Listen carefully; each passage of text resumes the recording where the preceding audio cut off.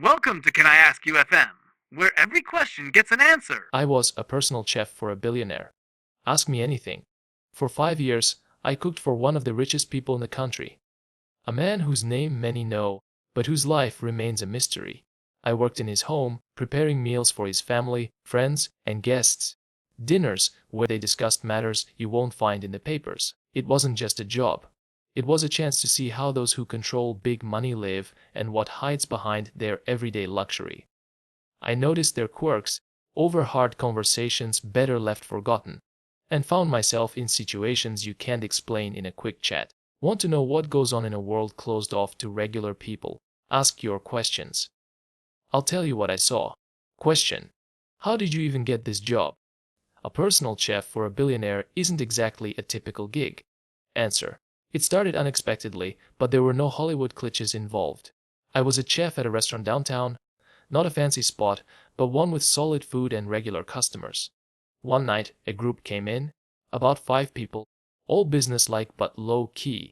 I cooked their dinner, and one of them, as I later found out, was a friend of my future boss. A couple of days later, my head chef came over and said someone had asked who made their meal. I figured it was just curiosity, but soon I got a call from an unknown number. It was the billionaire's assistant. Sharp voice, straight to the point questions: how many years in the trade, could I work without days off, was I willing to reallocate. A week later, they invited me for a trial day at their house. I made a simple dinner. Meat, veggies, nothing over the top. The next day, they offered me a contract. He's to find. I said yes, thinking it'd be temporary, but I soon realized it was a ticket to another world. Question: what were some unusual food requests you had to deal with? Answer: their requests often threw me off at first, but I got used to them. His wife, for instance, ordered dishes based on the lunar calendar. Fish only during a full moon. Meat during a new moon, because, she said, it harmonizes the flavor.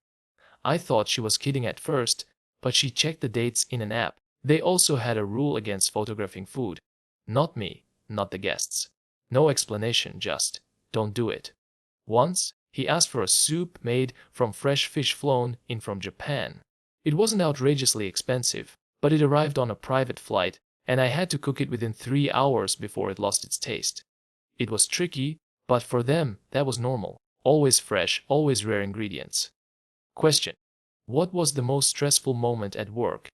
Answer: the most unsettling thing happened during one of their guest dinners. They called me in to cook for a small group. About 8 people, all in sharp suits, no names, no small talk.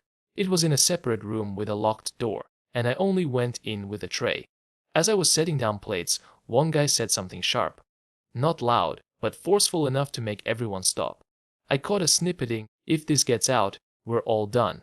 Then silence, and someone coughed, like a cue to move on. I left, and my heart was racing. Not from fear, his job is to find, but from the sense I'd stumbled onto something I shouldn't know and might get questioned for it. That stressed me out the most. The uncertainty and feeling I was too close, that I could lose my job over it. After that, I always brought the food before the guests arrived and cleared the plates once they'd left. Question: what strange things did you notice behind the walls of their home? Answer: sometimes it felt like I was cooking less for dinner and more as a cover. Once I served food at a meeting where the guests barely ate. They whispered, shuffled papers, and most plates stayed untouched, even though I cooked to their order. Another time, I overheard him on the phone talking about a transfer through a middleman, staring right at me as he kept going. And one night, I saw a guy come in with a small bag. Not a suitcase, more like an old briefcase. A guard met him, and they disappeared down a hallway toward a basement staircase. I asked another staff member who it was, and he just shrugged and said, "Not your business." It wasn't odd on its own, but the way everyone acted like it was nothing, when it clearly tied to decisions shaping fates, made it strange. I never got used to that vibe. Question: what surprised you about their everyday life? Answer: they always ordered interesting food. Meat from private farms, herbs from Asia, fruits you won't find in regular stores. I made stuff like salads from rare ferns or desserts with honey from a specific region. At home, everything was meticulous. Even the water came in bottles with their initials. But what surprised me was outside the house they ate at the simplest places. Diners, fast food joints, cheap cafes. I once saw him slip into a burger spot across from his office. He later explained, "No one's bugging those places, no prying eyes, he's to find, and no one expects me there." It was their way of staying under the radar. Luxury at home, a $5 burger in public to avoid spots where they could be watched. Question: how did you get along with the billionaire? What kind of boss was he? Answer: he wasn't the type to yell or bark orders left and right. He usually spoke calmly, sometimes cracked a joke. Might say, "Nice job," after dinner or ask where I learned a recipe. But there was always a distance. One time, he left me a box of tea, fancy stuff from China, with a note saying, "Try it yourself." I thought it was a personal gesture, is to find. But then I realized he was just offloading a gift he didn't want. He didn't get close to anyone in the house. Not me, not the guards, not even his assistants. His job is to find. If he didn't like something, he wouldn't chew you out, he'd just go quiet, and that was worse than any lecture. You get used to his way, but you always feel like a tool to him, not a person. That was his style, and keep everyone at arm's length so no one gets into his head. It made me feel out of place, kept me on edge, and that tension messed with my work. Question: what was it like working in that environment? Answer: it was like stepping into a parallel reality. Is to find. You're simmering a soup with ingredients worth more than your monthly rent, seeing their cars in the garage, hearing them get calls like, "We need to flip the market fast." I adapted to their pace. Could wake up at 4 in the morning for breakfast or wait until midnight for them to wrap up a meeting. But there were times I lost touch with normal life. Friends would talk about picking cheap beer while I was slicing meat flown in from a European farm. He's to find. You're in their world, surrounded by their stuff, but it's not yours. You're just working there. Sometimes I'd catch myself thinking like them. Everything has to be perfect, quick, no questions. It pulls you in, but you stay an outsider. Question: what incidents at work stuck with you the most? Answer: one night stands out. I saw his assistant carry a box of hard drives out of the basement. He said it was whole junk, but I noticed him glowned before loading it into a car with a security escort. I didn't ask questions, but it stuck with me. That morning at breakfast, my boss told me if I wanted a bonus that month, I should buy some Bitcoin. I thought it was a bad joke, but a few days later, the news was all about crypto spiking. I still wonder if it was connected. Question: what dishes did they order that you didn't get? Answer: sometimes their orders felt more about status than taste. Once, they wanted a dinner of all white foods. Rice, cauliflower, chicken breast, even the dessert was white chocolate. They said it was for a calm atmosphere, but I never figured out why. Another time, it was meat aged in herbs for a month. I followed their instructions, and it came out tender with a weird scent, but it seemed like a flex more than anything. They loved dishes with a story, not just food. His circle swapped odd recipes, and I tried to make them. I did what they asked, but inside I'd think, why overcomplicate it? For them, it was natural. Everything had to stand out. Question: how did you adjust to their lifestyle? Answer: you can't fully adjust. You just learn to stop asking why. At first, his job is to find. I tried to figure out why they wanted meals at 2 in the morning or ingredients you can't buy anywhere. But then I took it as it was. If articles about success say sleep early and rise early, their reality showed no schedule at all. He's to find. One day he'd work at 2 in the morning and nap at noon, the next it'd flip, always dictated by events and time zones of meetings across countries. He's to find. Their life was pure control over schedules, people, what they adapted. Could whip up dinner in half an hour or wait out their decisions during talks. I fit into their rhythm, but held on to myself. It was a job, not my life. Question: what did you learn about rich people from being around them? Answer: they're not what we imagine. Money isn't about enjoyment for them. It's about options. I watched them seal a multi-million-dollar deal in 10 minutes, then bicker for half an hour because I served the wrong cheese with their wine. They've got everything: houses, cars, networks. But they never ease up. He once told me, "Stop moving and you're past." I realize they're in a constant race, not for wealth, but for control. Yet something's missing. Maybe time, maybe peace. He's to find. They don't enjoy little things like we do. It's all too small for them. Their strength is they can buy almost anything, but their weakness is they can't buy freedom from that system. The biggest thing I learned is that gaining power is just 10% of success. Holding on to it, keeping control and influence, that's the other 90%. That race drives them. Question: did you ever come across their dark secrets? Answer: all the time, but only in hints. Enough to make you think. He's to find. I'd catch bits of talks where I knew big political and economic moves were being settled, the backstage of the world I'd soon read about in the news. But they never spoke straight about it. Any chat with witnesses was like a code. You'd get the gist, no details. There was this one guy who came alone. I recognized him from the news, a key figure in the country. He'd greet the guards, hand over a bag, and leave after half an hour. I overheard someone tell him once, "If the timeline shifts, you'll lose more than you can recover." It made me wonder who really runs this place. The ones we see or the ones behind them. Question: did you feel like part of their world? Answer: no, I was always on the outside. You might travel on their dime, have his driver pick you up, shake hands with big shots, but you're not one of them. They smile, sometimes say, "Thanks," but in their eyes, you're the guy bringing food, nothing more. Once, he is to find. I asked for a day off to visit family, and he said, "We'll see how the schedule looks."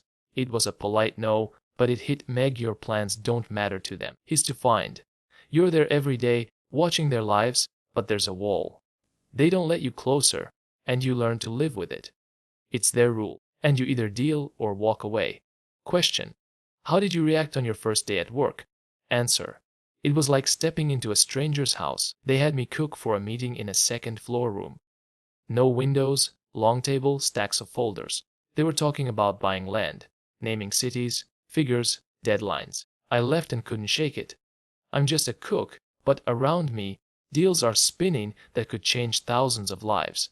It was striking, is to find. You're making soup while they decide who gets what behind the wall. After that, I started listening closer, though I knew then and later I'd still just be the cook. Question: did you ever think about staying in that world for good? Answer: yeah. The thought crossed my mind. You see how they live. Confident, no rush, like everything's in their hands. Once he said, "You could start your own thing." And I wondered, what if I could? But the longer I stayed, the clearer it got. Is to find. Staying means playing their game. They're not just rich. They're locked in a system where you obey or vanish. His job is to find. I left and didn't look for another gig like it because I didn't want to lose myself. It was a job in a gilded cage. I made enough to feel secure and work a freer schedule. Question: did you notice how they manipulated people? Answer: yes, and it was subtle until you paid attention. At one dinner, he chatted with a guest. Casual stuff about weather, wine, nothing heavy. Then he slipped in. "You wouldn't mind helping with something, right?"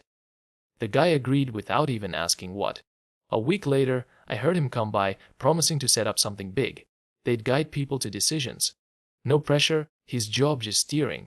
It happened with me too. He'd praise a dish so I'd push harder, even knowing it was just talk. That's their skill. Making you think you chose to please them. You see it daily but can't pin it down. Question: did you ever regret ending up there? Answer: sometimes yes, sometimes no. There were days I was drained by their pace. Calls in the dead of night, always being on call. I started suspecting everyone. He's to find, thinking every move was watched. It wore me out. One night at home, I realized I couldn't unwind. I'd gotten too used to staying alert. I wanted a basic job again. Cook and leave, no strings, which I later did. But I don't regret seeing their world. It showed me how things work at the top, who calls the shots, how choices get made. I regretted the stress that changed nothing, but not being there. It's an experience money can't buy. Question: how did they treat you as a person? Answer: they didn't see me as a person. I was part of the house, like the stove or fridge. They'd say, "well done," or ask how I was, but they weren't listening. It was routine. When I got sick once, they didn't check on me, they just brought in another cook for the day. I was a tool, handy while I worked, but there were rare times he'd look different. Not like a boss, like he had something to say. Once he asked, "Do you like cooking?" I said yes, and he nodded. A few times, seeing me rattled, he'd say if I had problems, I could ask him for help. It was odd, almost human, but it passed fast. They're shut off from everyone, even those around them daily. Question: what lessons did you take from that job? Answer: I learned money doesn't free you. It binds you. They had power, but couldn't just take a weekend off without plans and guards. I started valuing normal stuff. Dinner with friends, a walk with no agenda. I also saw that those who seem unbeatable fear more than we do. Losing their spot, trust, control. My boss said plenty of times, if you don't watch it, it all falls. That's their life. Constant worry over what they've built. The biggest lesson for me was not to chase their world. It shines, but it's hollow inside. Better to live your own life than be someone else's shadow. Question: what would you advise someone wanting to get into that world? Answer: think hard about what you really want. You'll see luxury, rub shoulders with people who shape fates, but you won't even decide when to hit the bathroom. If you're okay with no days off, keeping quiet about what you see, and bending to their rules, go for it. I saw folks start like me and end up as their assistants, trying to join that system. But I walked away because it's not my game. You can step into their world, but it'll swallow you.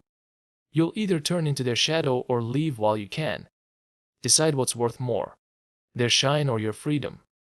I picked the second. Hell question: how did their lifestyle affect your habits? Answer: I changed without even noticing. I used to cook by feel, but there I learned to check every detail. Temperature, timing, precision. They demanded perfection, and it stuck, not just with food. He's to find. I got stricter with myself. How I look, how I talk, even at home. A friend once laughed that I cut bread like it's for a show, and I knew it came from there. But there were downsides. I got paranoid, always expecting a catch. Their world trains you to stay sharp, and it lingers even after you're out. You pick up their pace, but shaking it off later is tough. Question: what did you think of their family? How did they live together? Answer: they were like a unit, but there was no warmth. He and his wife hardly argued in front of me, but you could feel the strain. Not fights, just cool politeness. She had her routine: yoga, meetings, moon-based food orders. While he was lost in his head, usually on the phone. The kids, when they showed up, were quiet, detached. No playing or noise, like they'd been taught to act grown. Once, I saw him praise his son for a project, but no smile, just a nod. They lived under one roof, each doing their own thing. Money held them together, not affection. At least, that's how it looked to me. Question: did you ever clash with them or their circle? Answer: no real blowouts. I knew my role. But there was this one time with their assistant. I was half an hour late with dinner because the delivery got held up, and he laid into me about ruining the schedule. I said it wasn't my fault, but he brushed it off. You should have planned for it. I bit my tongue, though I was fuming. I'm not a miracle worker. He apologized later, but it was curt, no heart in it. With the boss, stuff like that never happened. He stayed above the small stuff. They expected you to handle everything yourself. And even if the kitchen lagged on big meeting days, he'd act like it was all part of the plan. Question: how did you leave that world, and what came next? Answer: leaving wasn't easy. The pay was good, his to find, and I knew I wouldn't match it elsewhere. I'd been at it 5 years and felt burned out, not from cooking, but from always being on a leash. I told him I wanted to live for myself, how I felt, and he didn't push back. He just nodded and said, good luck. No long goodbyes. I packed up, and a week later, they had someone new. I went back to my hometown, took a break, and friends pushed me to open a place. But the word business made me sick. I pictured schedules, sleepless nights, headaches, and I didn't want that pace. At first, it felt weird. No rare ingredients, no late-night calls. But I could breathe. Their world gave me skills and know-how, and I'm glad I live by my rules now, not theirs.